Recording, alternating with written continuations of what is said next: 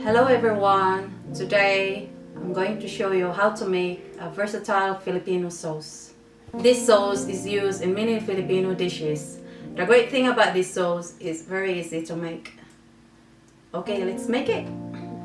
You will need 1 white onion chopped into pieces, half cup of light soya sauce, quarter cup of vinegar, 1 stalk spring onion, 1 tomato, third cup of ginger cut into pieces.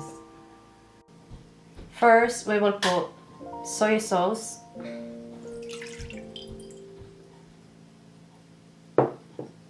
vinegar, onions,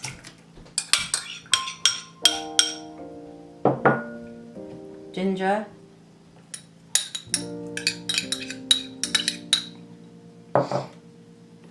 tomato, spring onions, and mix.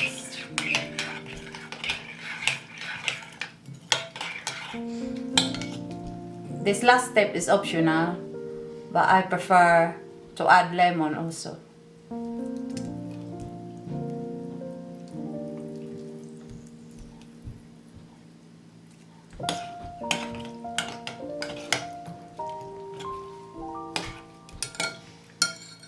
You can add chili if you like, but I prefer not to.